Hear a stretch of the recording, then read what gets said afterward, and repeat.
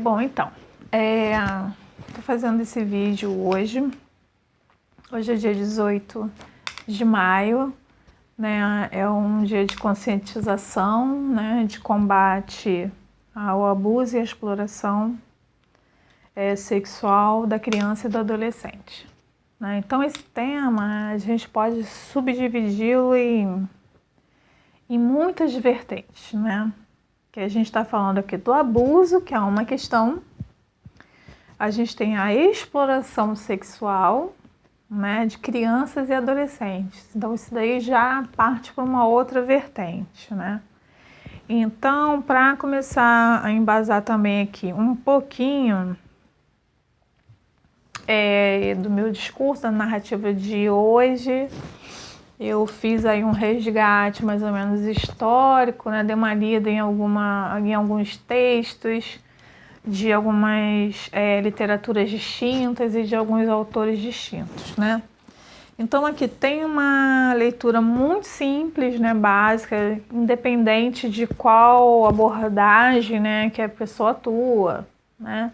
Enfim, seja psicólogo, psicanalista, professor, pais, é uma leitura bem simples, né, que é o Psicanálise com Criança. Eu gosto muito desses pockets,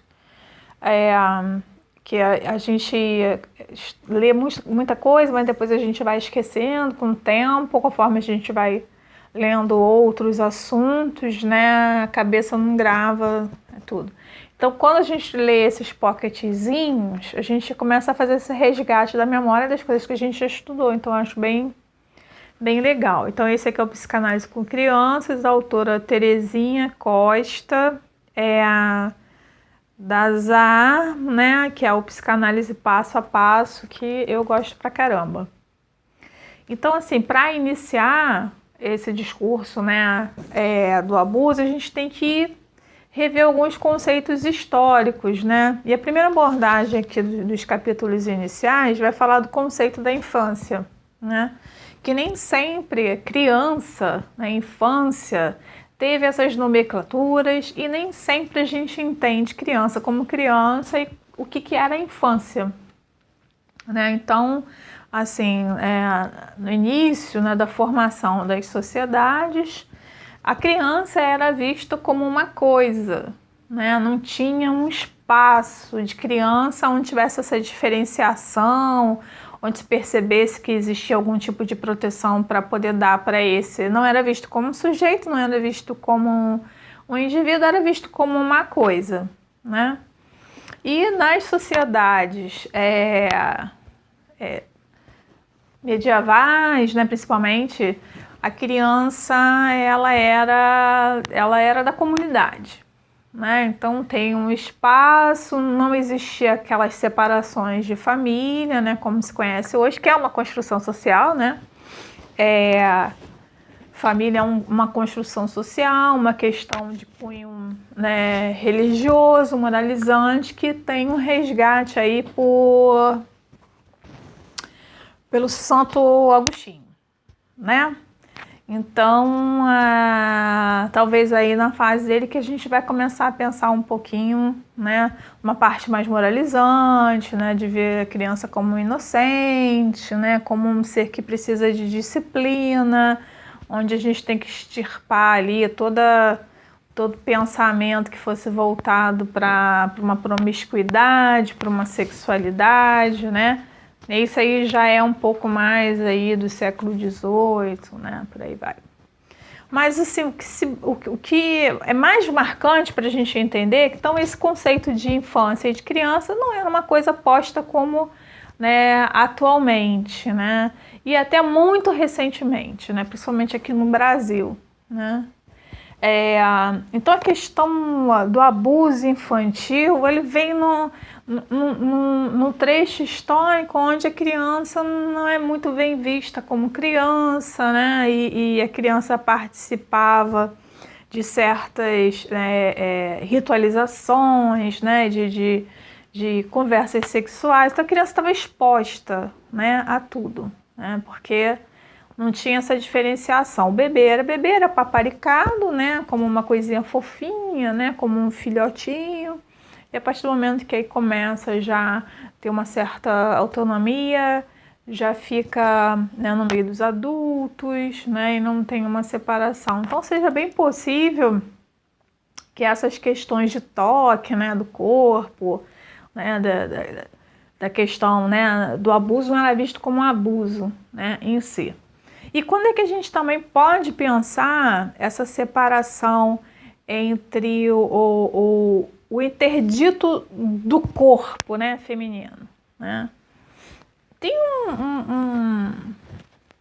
eu não sei se é em totem tabu, né, na ordem primeva, né, que Freud também ele faz um resgate, né, assim, mitológico a respeito, né, da primeira, de uma primeira ordenação, né, onde que o incesto, né, ele era legitimado, uma vez que o pai, né, da horda, né, o chefe principal, ele detinha todas as mulheres para si, né, fazendo com que esses homens, né, esses outros filhos, né, e os outros homens da horda, né, tivessem inveja, né, daquele homem que possuía todas as mulheres, né? Não era permitido essa relação. E a gente tem, né, esse contexto, né, social de não, né, que a mulher do outro não, né, a prima não, a irmã não, a mãe não. Então a gente tem aí um limitador, né, que diz que essas mulheres não, né, as filhas não, as sobrinhas não, as netas não, né? Então existe essa cultura, né? Porque depois que a gente passa então a perceber, né? Aí a gente já tem aí em Freud, né? Ao ouvir as histéricas de Freud, né? Ele pôde perceber a existência, né? De um trauma, né? Que poderia ter sido, né? Esse trauma das histéricas de Freud, quando ele ouvia suas pacientes no consultório, não sabia exatamente se aquele abuso que elas transpassavam no seu discurso, né, na associação delas, na fala delas, era real, né? Ou fantasístico, né? Por conta, né, desse corte aí da neurose, né? Então, em alguns casos, no início, quando o Freud ele descobriu, né, quando ele percebeu, né, essa sexualização do infantil, né, na teoria que ele desenvolveu, né, a teoria infantil da sexualidade, foi exatamente ouvindo adultos, né, que tinha uma trajetória marcada por um trauma esse podendo ser fantasia, né, da criança, né, ou sendo real. Então, até por isso que ele abandonou até a hipnose, né, e algumas teorias dele caíram por terra, porque ele percebeu então que nem todo mundo sofria um abuso, mas que esse abuso também podia ser marcado pela fantasia, né, aí na fase edipiana, né. Então, esse resgate histórico vai falar, né, da criança, né, que não era vista. Então eu acho até que parte um pouco aí desse histórico de não ver a criança como criança, né? Essa criança que está inserida, que está misturada, até que ponto que essa criança foi protegida, até que ponto que tem esse limite do corpo, né, do outro, né? E dessa também e dessa inserção, né, na criança no mundo adulto, né? Que eu acho que até que ponto, né, a gente pode inserir campo do adulto. E também, só para poder a gente também, depois lá na frente, falar um pouco da questão da afetividade, né? Afetividade materna. Porque também já tem uma teórica, Elizabeth... Eu vou deixar também um link com um vídeo onde fala dessa parte do mito, né, do amor incondicional, né, do instinto materno, que é isso, é uma construção, né, social de proteção da família, que isso só vai ocorrer aí depois no período de industrialização, né, onde a a gente vai ter uma parte mais urbana, onde a gente vai ter o êxodo rural das pessoas do campo, né, onde as famílias, né, tinham muitos filhos, né, então existe uma mortalidade infantil, né, enorme, né, assim, então as mulheres tinham muitos filhos, esses filhos eram recrutados para o trabalho, né, então uma vez que não tinha essa coisa do infantil, da proteção da criança para o trabalho, tinha que trabalhar, porque senão morrer de fome, né, então todo mundo tinha que trabalhar na terra, né, então as crianças com 3, só que com o recrutamento dessa população rural, da zona rural, isso acontece em todo mundo, né, um fenômeno, né, mundial, né, onde tem o êxodo da parte rural que vem para a cidade para trabalhar nas novas fábricas, né? E continua esse contexto de não ter essa diferença de criança. Então, criança com 3, 4, 5, 6, 7, 8 anos estavam lá trabalhando. Então, se a gente não preserva, né, a criança, não vê essa diferenciação, é bem possível que mesmo com toda a questão moralizante da igreja, né, que vai aí recrutar depois esses jovens, até porque a escola, por exemplo, era no início lá mais voltada para o clérigo, né? Que aí também a gente tem um resgate aí dessa palavra criança, que não era nem dita, né? A palavra criança, né? A gente vai ter lá child, né? Que lá na Grã-Bretanha, por exemplo, foi o que apareceu, surgiu a partir da invenção da imprensa, né, do papel impresso, né? Então, da leitura, porque essa parte de intelectual era voltada somente para os clérigos, né? Então, a partir do momento que houve, né, o advento, né, do papel impresso, que houve a escrita, então se separou, né, uma população entre os que sabem ler e os que não sabem ler. E Child era o que não sabia ler, né? E aí na separação, então, conforme foram esses intelectuais percebendo que existia sim uma diferenciação, né, passaram então a educar as crianças, né, para a leitura. Mas essas primeiras crianças, né, eventualmente, eram os filhos dos burgueses, né, sempre a classe mais privilegiada, para que eles fossem preparados, então, para novas produtividades aí, desse novo advento da industrialização, né? E aí essa classe burguesa, né, emergente, precisava ter aí os seus filhos preparados, então, para poder dar continuidade aos seus negócios, né? Então, né, imagina, aqui no Brasil, isso não existia. A gente estava no período de colonização, né? Então, só quando veio a família real aqui para o Brasil, é que teve, né, que a primeira faculdade, eu acho, se não me engano, foi na Bahia, não sei bem, também não sou expert em história, né? Então, a imprensa, né, a leitura também era uma questão também só, né, dos classistas, né?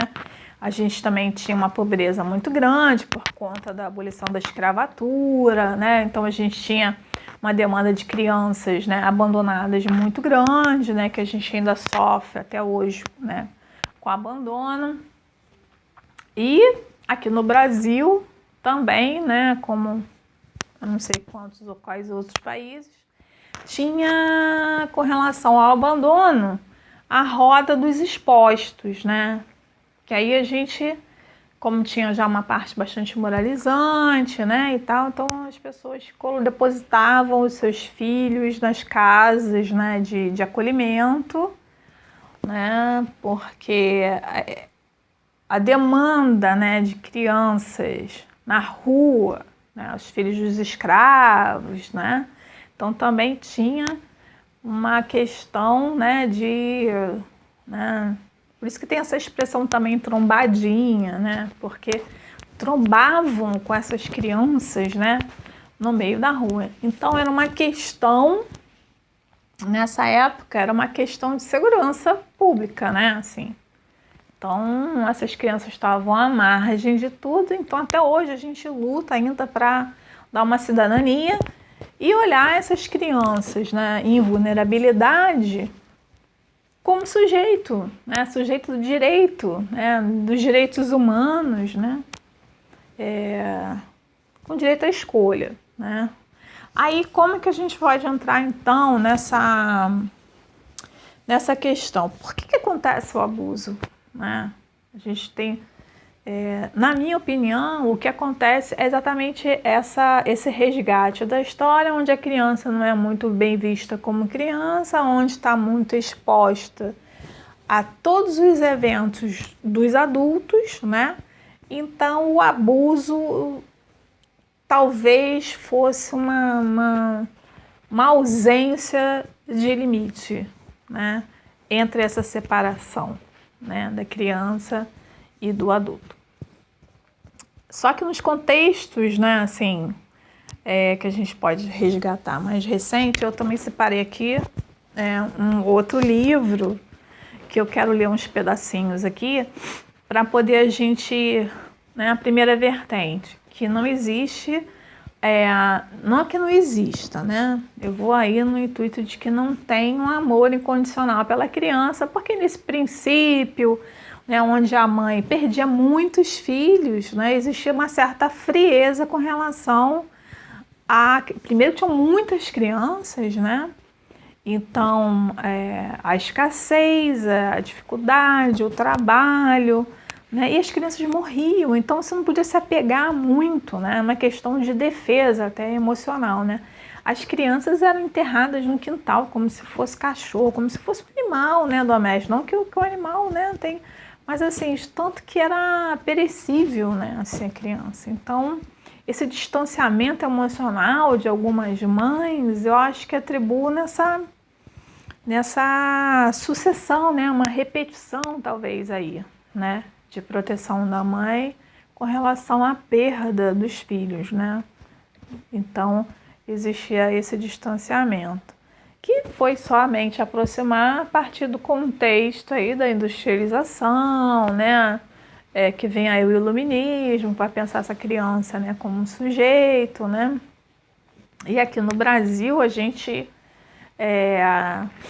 foi muito recente, né, em 91 eu acho que foi o Estatuto da Criança e do Adolescente, porque até então a gente tinha a lei do menor, né, de punir, né? Então esse punir também o corpo também vem dessa questão moralizante da igreja, né, na educação, onde tinha que extirpar ali, né, os instintos dos desejos sexuais e pulsionais, eram punidos, e isso também saiu da educação, da escola, né, para casa, né, esse meio, né, de agressão física. Então aí mais uma vez a gente toca no corpo da criança, né, como uma coisa, né, que tem que ser doutrinada, né, sem direito à expressão, né. Eu acho que vem um pouco por aí, né. E alguma questão também que chama bastante a minha atenção nos casos de abuso, que boa parte desses abusos tem o conhecimento velado da mãe, sabe? Tem uma participação velada da mãe. Então, em alguns momentos, eu tenho uma suspeita de que essa mãe, ao se retirar de ser mulher, né, desse homem, dá a ele, então, o que é de melhor seu, né, que são as filhas, né? E tem alguns contextos da relação de alguns pais, né, que vem aí talvez dessa teoria que eu penso a respeito, né, da ordem primeva, né, desse pai que é dono de todas as mulheres, né.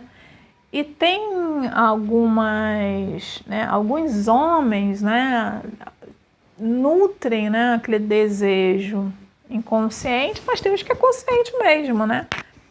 pelas filhas no sentido de achar que ele deve ser o primeiro homem da sua filha, no sentido de que como que eu produzo, isso faz parte do meu produto, eu vou deixar para que o outro, né, tenha esse privilégio que não eu. A gente tem alguns casos que tem, né, isso, né?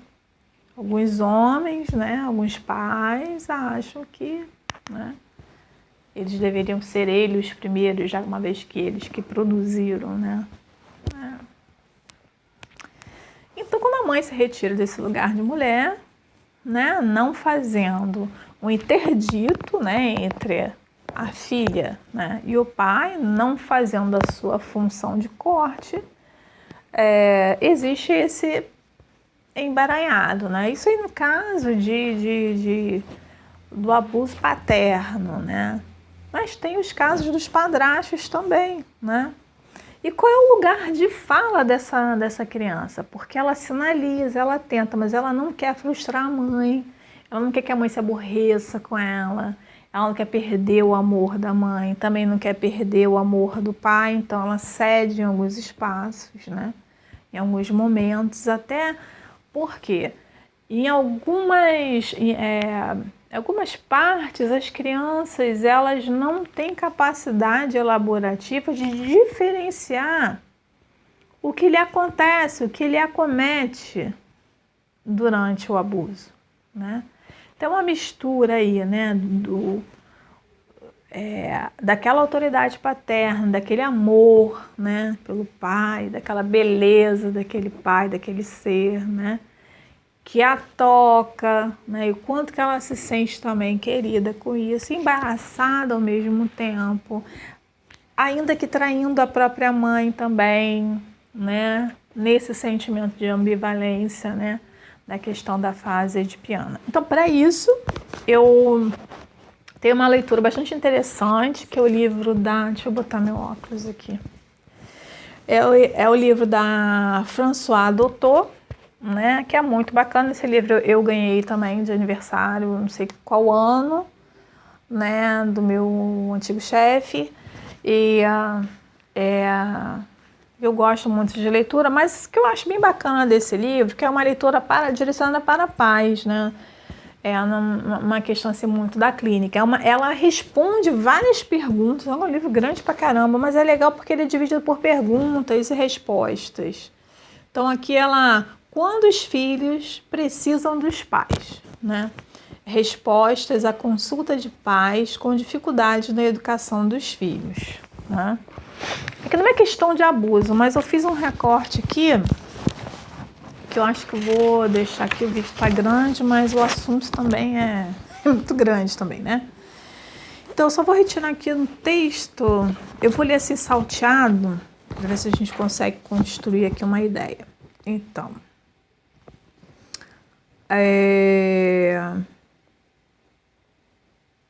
Então ela fala aqui de algumas cartas que ela recebeu, né? Algumas críticas, né? A respeito de algumas questões, né? Da exposição dos pais, né? Nus, né? Pelados, né? Insanos, na frente dos filhos, com as coisas balançando assim, né? Tomar banho junto, né? Aquela coisa assim, né? Não tem corte de nada, né?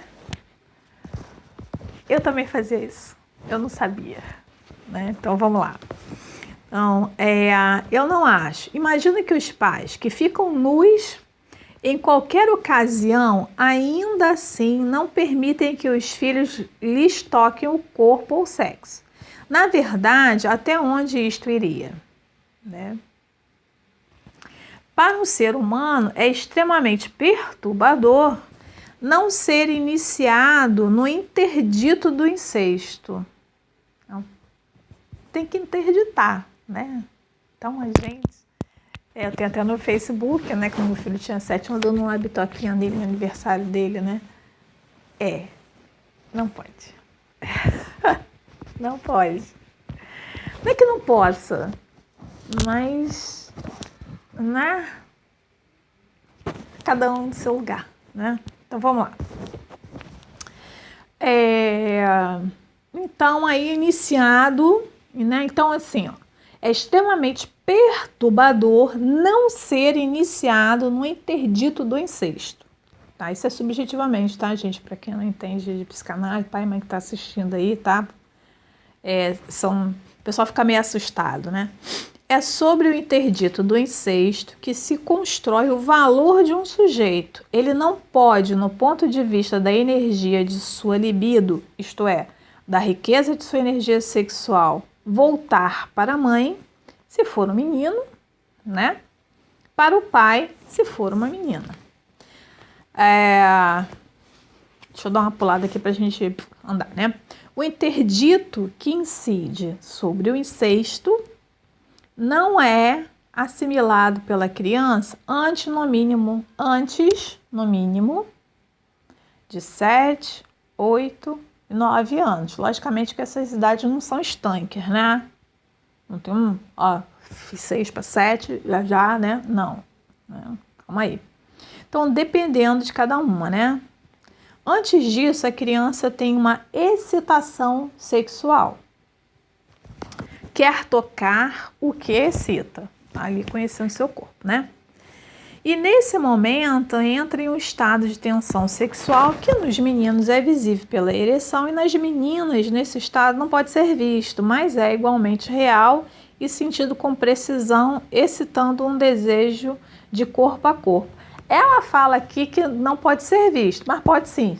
Quem tem filha já reparou que a filha dá uma esfregadinha no sofá, ela vai discretinha lá, fica assim rindo, se esfregando. Isso aqui é bom, ó, delícia, dá uma mexidinha lá nas coisinhas de noite. Aí tem a mãe que bota a calcinha, bota a calça na criança, a criança morre de calor para não deixar a criancinha botar a mãozinha lá. Mãe, não faz isso não, deixa a criança mexer lá no negocinho. Ela não sabe o que é aquilo, sabe que é bom, igual tocar aqui, a gente fazer um carinhozinho aqui, esfregar, dá pra fazer cafuné, é tudo, é o corpo erotizado, né? Ela foi tocada desde que nasceu, né? Então ela também está se apropriando do que né, o toque e tal, deixa ela sozinha lá, só explica para ela que não pode fazer na frente de ninguém, né? Falando escondidinha, é bom, né? Deixa, né? Só ela que pode, né? Ninguém mais pode, né? Até ela poder aí, né? Então vamos lá, né? No texto.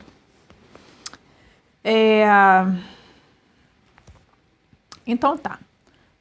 Quanto à educação sexual, isso não tem quase nada a ver com a forma e a aparência dos órgãos sexuais, né?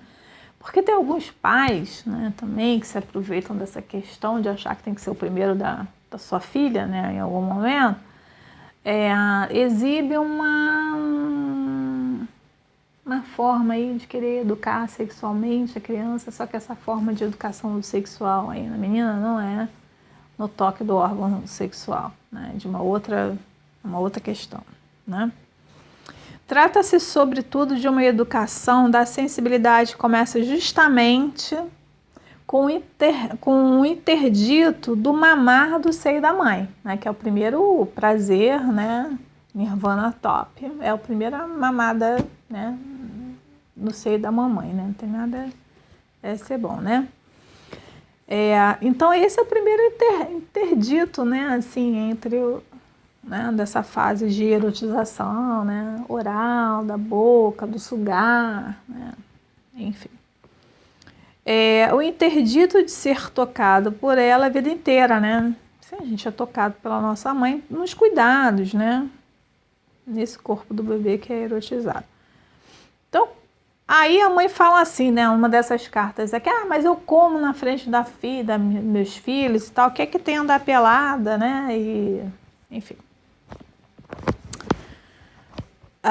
Então tem um certo exibicionismo aí, né, do corpo frente ao filho, e isso é falta de interdito, né, que tem que ter aí uma cortadinha nisso, né. Então ela tem que permitir que seus filhos fechem a porta se quiserem, né. Aí por volta de 7, 8 anos a criança começa então a ter uma certa individualidade, querer se fechar, não querer se colocar, né. Ora, se nos impomos demais, a criança acaba querendo se defender sobre... que aqui, né, às vezes, o pai e a mãe tem aquela questão de falar, né, de querer deixar a criança com a porta aberta para tomar banho, né? Se a criança quiser fechar, a gente tem que respeitar o desejo da criança, né? Então, olha, se nos impomos demais, a criança acaba querendo se defender e sofre por não poder fazê-lo, né? Deixa eu ver aqui uma outra coisa aqui de estímulo. Isso estimulou uma reatividade sexual. Haverá, deixa eu chegar mais aqui para baixo. Chegar à idade adulta, tanto com o desejo como o controle do desejo e responsabilidade. Não, vamos lá. É a ética humana que reprova o estupro, né? Como ataque à liberdade do outro e como desejo não consentido pela linguagem entre os parceiros, né? No momento das pulsões incestuosas do Édipo, no momento da puberdade, as pulsões sexuais podem ultrapassar as barreiras da moral consciente e criar nos indivíduos conflitos existenciais. São períodos sensíveis em que o papel do adulto com os jovens, cujo desejo os adultos têm responsabilidade de ajudar a conhecer e dominar, né? A criança não tem essa responsabilidade. Não consiste em se aproveitar da perturbação da sexualidade sem experiência dos jovens. A curto prazo, isso provoca sedução e dependência, o contrário da autonomia e do acesso ao senso de responsabilidade. Ao longo do prazo, acarreta recalcamento ou distúrbios da sexualidade com eventuais consequências. Não é sobre genitalidade adulta, mas também para o equilíbrio da personalidade, para a autoconfiança, devido aos fracassos culturais que disso decorrem. Eis que a opção nudista de alguns pais me parecem tão perigosa na educação quanto a opção pelo silêncio total, no que diz respeito ao corpo e à ausência de informação. É o nome da profilaxia das neuroses que digo isso. Né? Esse texto aqui dela, deixa eu pegar o nome aqui, Nus na frente de quem? Né? Então ela responde algumas questões, né, com relação a isso. Deixa eu ver aqui uma parte também importante. Sempre que surgem dificuldades entre pais e filhos é porque a criança não teve liberdade de dizer não ao que lhe era proposto, porque caso tenha concordado e diante da experiência tenha mudado de ideia, sua recusa não foi aceita. Então, a questão desse interdito, né, que incide aí sobre o incesto, o que acontece com a questão do abuso, né? O abuso, ele acontece geralmente, né, com pessoas da própria família, né, sejam tios, irmãos mais velhos, avós, né? Então,